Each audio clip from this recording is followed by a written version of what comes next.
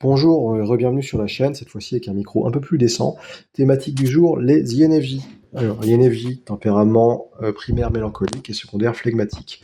Donc ils aiment le concept, ils ont le côté dépressif, et secondairement, ils ont le côté un petit peu aussi, ils valorisent l'harmonie. Ça se voit aussi notamment dans leur relation avec les gens et avec comment dire, avec le rapport au monde même. Ils ont même un petit côté à la paresse, hein, à fixer le plafond si vous voulez avoir des considérations métaphysiques. Voilà, concrètement, comme le veut leur mélange, du coup, mélancolique, flegmatique. Voilà.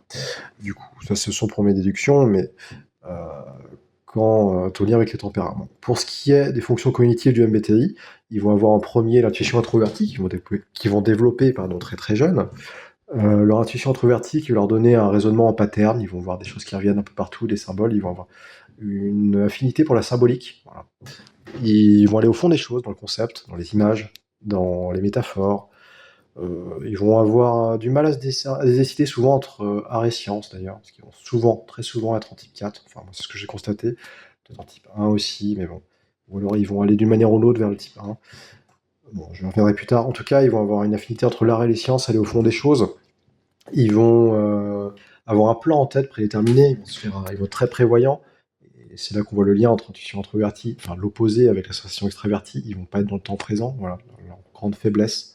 Ils vont être déréalisés avec eux-mêmes, leur propre corps, l'espace présent. J'y reviendrai plus tard. En tout cas, l'intuition introvertie, raisonnement en pattern, par association d'idées. Voilà. Aller au fond des choses. Et une appétence pour peut-être la science. Voilà.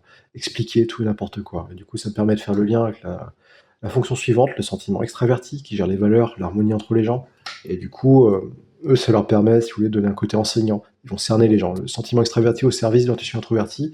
Si vous voulez, ils vont, entre qui énergie, ils vont cerner les gens, si vous voulez, s'adapter à eux. Voilà. Ils vont être, pas un peu lire dans leurs esprits, mais ils vont les cerner par pattern récurrente, ils vont voir ce qui revient et s'adapter à eux pour leur tenir un discours. Voilà, en gros. Et ça va être des très bons enseignants et surtout des très bons conseillers. Voilà, très bons conseillers qui vont s'adapter à la personne à qui vont produire un discours.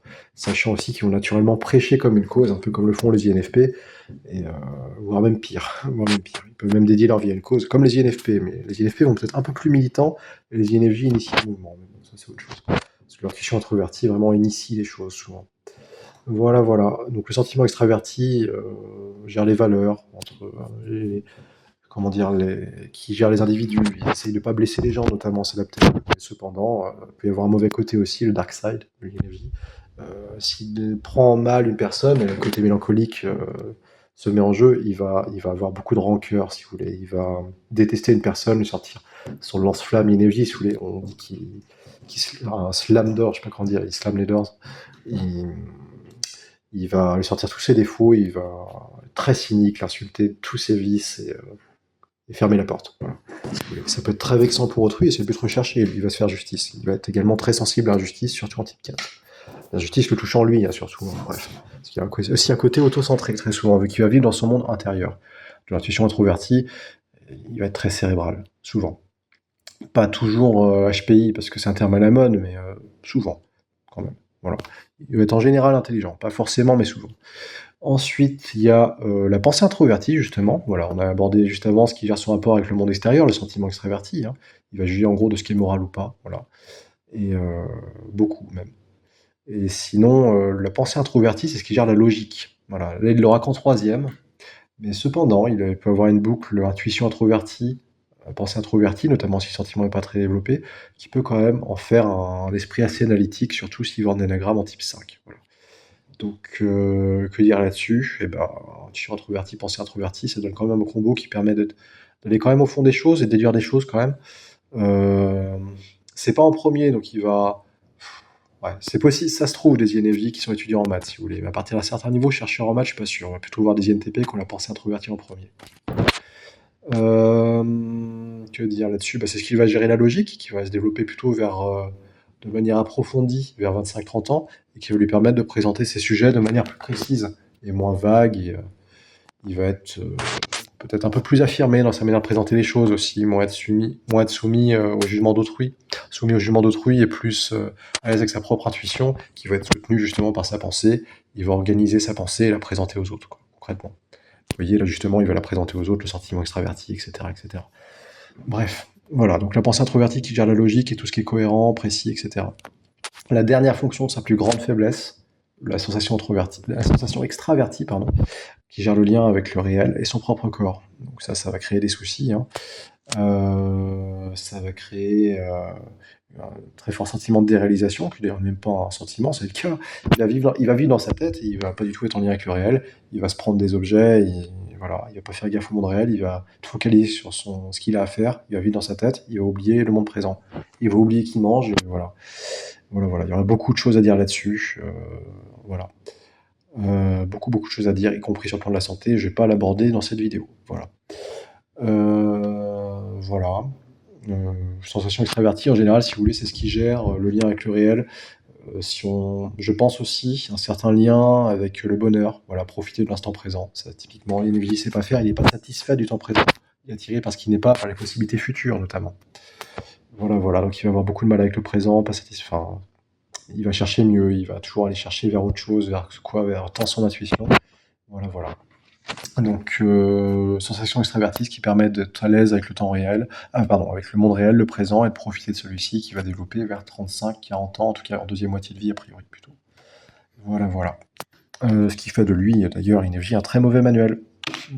Ou du moins, un très mauvais manuel en équipe, parce qu'il a aussi une tendance à l'anxiété sociale via son sentiment extraverti. Voilà, allez, fin des fonctions cognitives. On va aborder très brièvement, ou longuement, je ne sais pas, les forces et les faiblesses. Donc, les forces, eh ben, il va être très... Bon, déjà, présentation générale. Le pourcentage de population, il semblerait qu'il fasse 1 à 1,5% de la population d'Occident. Voilà. Prédominant chez les femmes, voilà. Un peu plus répandu, le F, notamment, fait ça. Il est perspicace, altruiste, animé de bonnes intentions, il cherche à tirer les autres vers le haut, il leur tire de la fierté. Il n'aime pas réussir aux dépens des autres, il se fixe un idéal de vie, il va vouloir coller à cet idéal, comme tous les idéalistes, enfin, comme les INFP, à vrai dire. Voilà, voilà. Il est mélancolique, idéaliste, il est fort en discernement, il voit les possibilités et ce qui pourrait être. Il est en général intelligent, pas toujours, mais souvent, gentil, de bonne volonté, idéaliste, axé sur la morale et la justice. Il ne doit pas, voilà. Ça, c'est une note après. Il ne doit pas se tromper de cause à défendre, souvent qu'il milite sur ses propres causes, ses combats, etc. Ses combats, Mein Kampf, hein, notamment pour citer un ennemi célèbre, hein, le plus célèbre, Adolf Hitler, Ben Laden aussi, mais bon, il n'y a pas que. Hein. Voilà, en bien ou en mal, selon l'époque, etc. Il a une bonne vision globale, il est tourné vers l'avenir et les possibilités, il est plutôt réformateur. Il a une grande curiosité intellectuelle, il a l'absence de réponse non anxieux, il faut qu'il aille au fond des choses, l'intuition introvertie toujours, il est curieux. Il essaie de transposer son idéal dans le monde réel, il milite pour, voilà, de Hitler à Mandela, de Adolf Hitler à Nelson Mandela, ou à Gandhi, tout ce que vous voulez. Voilà, des idées célèbres. En femme, il y aura plus d'actrices, mais bon, j'en reviendrai peut-être plus tard dans des personnalités liées à tel ou tel type MBTI, je sais pas. Nous verrons. Donc, il est animé d'un désir de justice en général, il est sensible à ça, justement via le sentiment extraverti. Il apprécie la justice, la vérité, l'avarice n'a normalement pas trop de prise sur lui. Il est perspicace, intense, il partage ses analyses, il est visionnaire. Il est prédicateur, il croit en son potentiel, il arrive à mettre ses visions idéalistes en application à force de volonté ou de tryharding, si je puis dire. Il est très bon conseiller, guide, mentor. Excusez-moi. Bon conseiller, guide, mentor. Il est meilleur en petit groupe qu'en nombre. Il cherche l'harmonie avec un petit groupe de personnes qui partagent ses valeurs. Il est bon enquêteur et solutionneur de problèmes, si je puis dire. Voilà, voilà. Il est bon profiler, naturel, si je puis dire. Il enseigne, c'est un bon enseignant. Il est bon en communication aussi. Il est bon en sciences aussi, si veut vraiment mettre son intuition introvertie au profit de sciences, notamment humaines ou sociales ou en biologie aussi. Mais pas trop avec les maths ou les sciences dures ou physiques. Enfin, ça peut, hein, mais un peu moins vu qu'INTJ ou NTP. Voilà. Il est potentiellement plus attiré par les choses spirituelles que d'autres types. Bon. Il aime bien la métaphysique, l'art, la philosophie, les sciences. Voilà, la médecine, la biologie. Pas toujours, mais voilà, quand il s'intéresse pour des choses intellectuelles. Il est souvent bon artiste, ou du moins à cheval entre art et science, qu'on voit entre l'anagramme 4 et 5. Il aime bien poursuivre, prêcher un idéal. Il fait aisément des ponts entre divers domaines, une intuition introvertie. Il a un monde intérieur riche, complexe, il a un monologue interne fourni. Il est capable d'un certain humour et de trait d'esprit ou de sagesse. Voilà. Il est bon débatteur, il est difficilement prenable en débat quand il a confiance dans ce qu'il prêche. Voilà, il est sûr de lui, quand il prêche pour sa cause. Paradoxalement, il a un très grand manque de confiance en lui. Voilà. Parce que là, je dis les qualités, après je vais dire les défauts, hein, mais il a vraiment un manque de confiance en lui. C'est commun avec les INTJ, hein, tous ceux qui ont l'intuition introvertie en premier. Ils sont sûrs de ce qu'ils prêchent ou de ce qu'ils savent, mais ils ont un mauvais discernement, ils ont un bon discernement, mais mais ils ont une mauvaise confiance en eux en général, sauf sur le sujet qu'ils maîtrisent. Alors, voilà, il a un bon discernement, il a souvent raison du fait de voir les mêmes patterns qui reviennent. Il devrait faire plus confiance à son intuition, avoir plus d'audace souvent, qui cerne bien les choses qui reviennent, les patterns justement, et souvent il tape dans le vrai. Donc il est bon en recherche, dans des domaines même insoupçonnés, il n'aura pas forcément besoin de soutien pour ça. Voilà, il peut s'intéresser à diverses thématiques, j'ai déjà donné, même un peu parfois spirituel, biblique, l'exégèse. Voilà. Et il est parfois curieux, voilà, je pense, est-ce que j'arrive à la fin des qualités? Oui, il a une bonne compréhension des choses, il y a quand même encore à dire, il a une bonne compréhension des choses, il va au-delà. Il a une bonne intégrité morale, voilà, là j'arrive un peu au défaut, il peut manipuler autrui parce qu'il sent bien les gens. Voilà, voilà. Il est vu comme en général un visionnaire mystique, quand il s'intéresse à la religion, notamment. Bon, le caricature de ce type, si vous voulez, c'est le conseiller mystique du MBTI, voilà, concrètement. Voilà, voilà. C'est un faux extraverti. En général, il est anxieux social, enfin, du moins, il aime bien être seul dans son coin. Voilà. Il aime bien voir des gens qu'il apprécie, mais pas trop non plus. Il a besoin, ça reste un introverti, il a besoin de regagner son énergie seul, il peut être anxieux en société. Voilà, voilà. Qu'est-ce que je mettais? C'est long, hein. C'est le type que je connais le mieux, mais du coup, c'est long à décrire. Voilà, il aimerait bien l'indépendance en général, hein, comme les types intuition introvertis, c'est-à-dire INTJ ou INFJ, intuition introverti. Il a une excellente culture générale, mais il a du mal à trouver une spécialisation. Tout de même, ça c'est un truc, il a du mal à trouver son but dans la vie. Il est bon en écriture et en langue et communication, mais ses écrits sont plutôt portés sur les enseignements que sur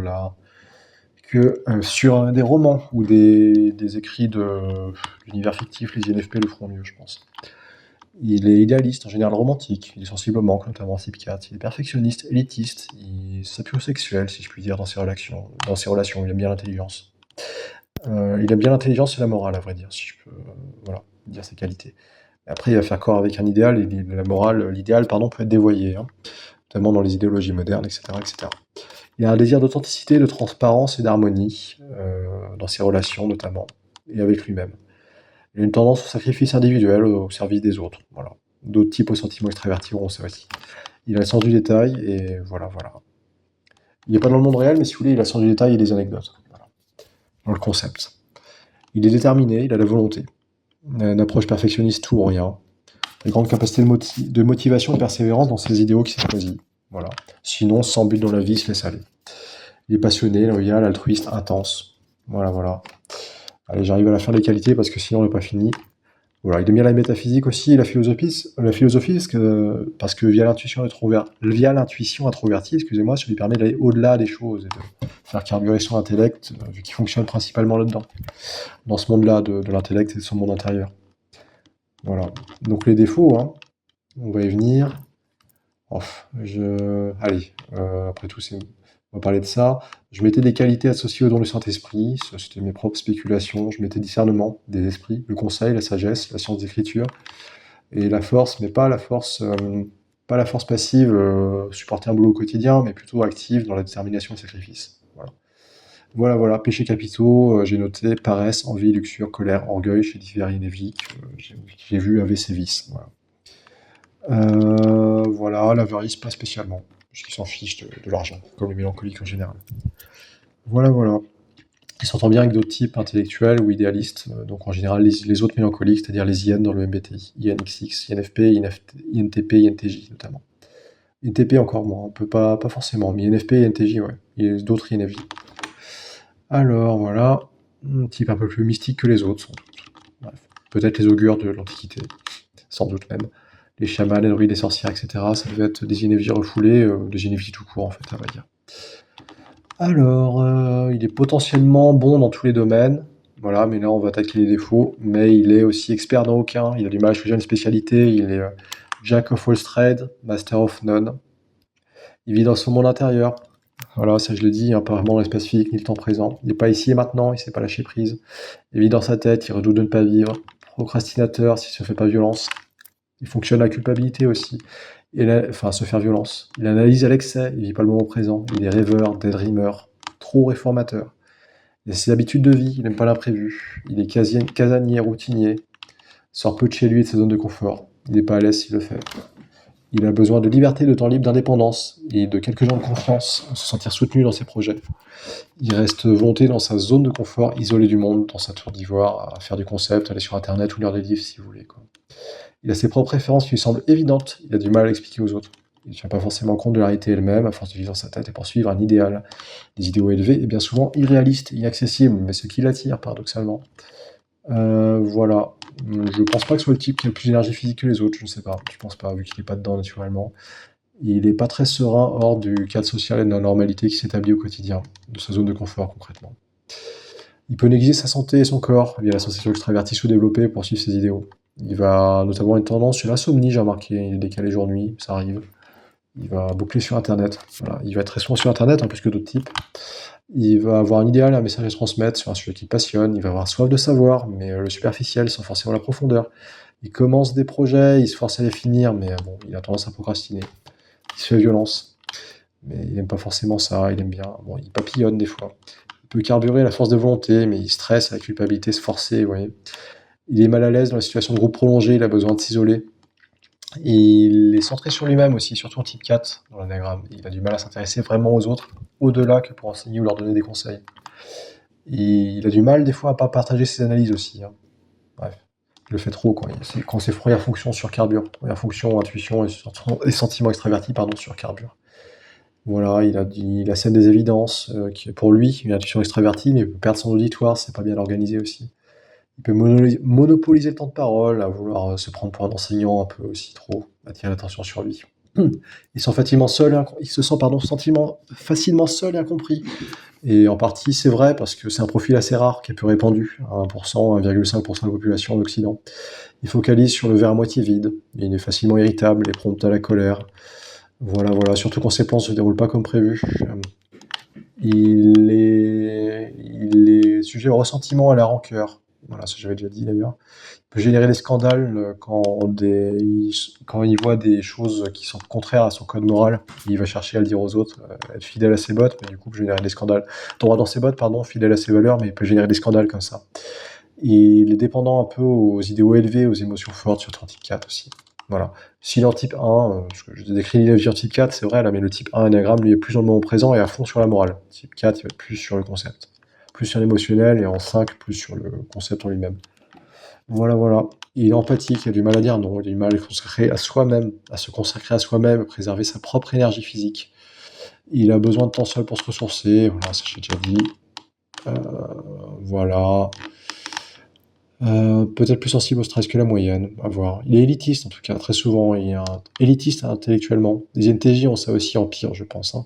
Il est sensible au désir de reconnaissance, voilà. Il en souffre s'il n'en a pas, il cherche à attirer l'attention sur lui, dans le cas contraire. Peut avoir un côté m'as-tu vu, justement, chercher à attirer l'attention sur ses réalisations personnelles. Voilà, les femmes, en homme, ça va être en tant qu'enseignant, en femme, ça va être sur elle-même. Le côté un petit peu, j'aime pas ce terme, hein, mais attention war, bref, voilà. Voilà. Il coupe la parole à autrui, donner son avis, qu'il estime plus pertinent que le reste. Il n'aime pas le changement, ça j'ai déjà dit. Imprévisible et moralisateur. Beaucoup de connaissances, mais manque de spécialité, j'ai déjà dit. Connaissances générales, culture générale, mais voilà. Il voit la finalité, mais moins les étapes intermédiaires entre son but et ses projets, la manière de le réaliser, si je puis dire. Il a un style d'expression parfois décousu, assez vague.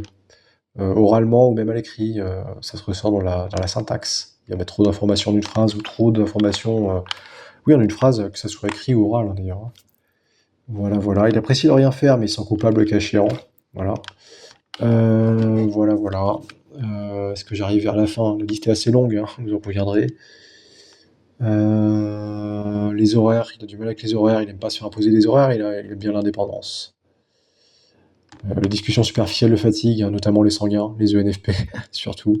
Voilà, voilà.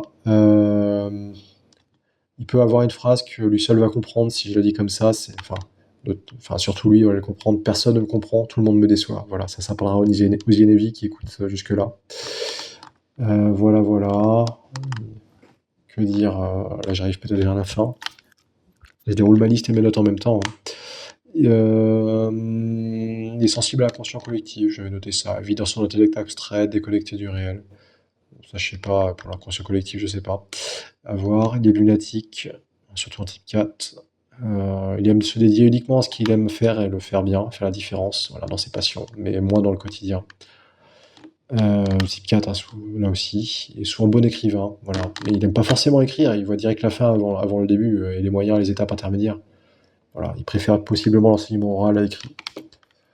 Il est plaintif, il s'apitoie sur son sort, voilà, trop centré sur lui-même. Il fixe, il observe, il analyse les gens. D'ailleurs, le sentiment extraverti peut se voir comme ça, hein. Il fixe les gens pour les analyser. C'est parfois un peu malaisant quand ils sont enfants. Bref, beaucoup de choses à dire là-dessus. Il se terre les gens, si vous voulez. Il a un côté social justice warrior aussi. Il y a une vie pour des causes, qu'elles soient bonnes ou mauvaises, que ce soit pour la gauche ou pour la droite. Bref. Il est autocentré, il se vante dans ses projets dont il est fier. Voilà. Des sujets aux crises de colère. Il peut se montrer acerbe, critique, méprisant envers ce qu'il estime intellectuellement ou moralement inférieur. Voilà, il peut être sujet à la dépendance affective. Il trouve difficilement la relation harmonieuse parfaite à laquelle il aspire. Voilà. Il peut porter à la dépression. Il peut porter la luxure, avoir un dirty mind, chez les hommes comme chez les femmes. Il peut se réfugier dans les sensations extraverties défaillantes ou mal développées aussi, chercher du réconfort dans les sens. Nourriture, divertissement, luxure aussi, hein. Il peut idéaliser un partenaire, bref, on pourrait développer. Voilà. Voilà, je pense avoir développé. Pas mal. Profession possible que j'avais noté. Voilà, on arrive à la fin. J'avais noté qu'il pouvait être potentiellement bon enseignant, chercheur, médecin généraliste, avocat, artiste ou être dans le clergé. Voilà. Voilà. Donc un conseil qu'on pourrait lui donner, il pourrait gagner ses idées à s'organiser avec un planning, mais assez souple. Voilà. Pour se forcer à faire les choses, mais de manière souple. Il se gagne à se fier à son intuition par audace, hein, ce que j'avais dit tout à l'heure. Compenser son manque de confiance en lui. Son intuition va être souvent vraie, donc ça va lui permettre de contrebalancer ça. Voilà. Et il y aura beaucoup de choses à dire, hein, sinon. On va citer des personnalités connues comme ça en vrac. Je sais pas, on va citer notamment Adolf Hitler, Ben Laden, Gandhi. Je vais citer qui? Nelson Mandela. Chez les hommes, il y a qui? Il n'y a pas que des mauvais, hein. Bon, j'ai cité Robespierre, mais c'est un mauvais aussi. Selon moi, du moins ils le sont, hein, c'est une spéculation. Il y aurait Voltaire aussi, peut-être, je pense. Tous les réformateurs, philosophes, intéressés par la société, etc. Les révolutionnaires, communistes aussi. En bon, on pourrait citer peut-être Saint-Paul, peut-être, je sais pas. Je sais pas, Saint-Jean peut-être aussi, parce qu'en général ils sont tournés vers l'avenir, les prophéties notamment. Saint-Jean, ça me choquerait pas. Qu'est-ce que j'avais noté? Hildegard de Bingen, INFJ, quasiment certain. Qu'est-ce qu'on pourrait noter? Jeanne d'Arc aussi, bizarrement. Peut-être plus dans le réel, en type 1. Plus axé moral et dans le temps présent. À voir. Qu'est-ce qu'il y aurait à noter chez les femmes? Souvent ce sont des actrices, en hommes aussi, ça arrive qu'ils soient des acteurs. En général, ils vont être engagés pour une cause. En acteur, je sais pas, il me vient Keanu Reeves à l'esprit, Kate Blanchett en femme, je sais pas. Ils sont connus comme étant INFJ. J'aurais beaucoup à dire. Mel Gibson, peut-être, à voir, je sais pas. Je vais pas faire toute la liste des personnalités, hein, c'est sans fin. Les NFJ, ils reviennent souvent dans l'histoire, important pour des types qui sont pas très adaptés au réel, mais à force de volonté et vouloir imposer leur idéologie, voilà, on les retient souvent comme ça. Dans les champs liés notamment, on va dire, l'élitisme intellectuel, mais pas dans les maths dures, très rarement. Plutôt les thématiques d'INTJ, quoi. Voilà.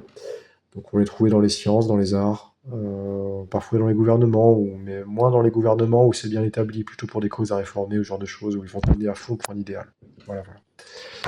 Voilà, il y aurait beaucoup de choses à dire sur ce type, hein. C'est très vaste, et pourtant c'est un type qui est très peu répandu. J'espère avoir donné un bon aperçu de la chose.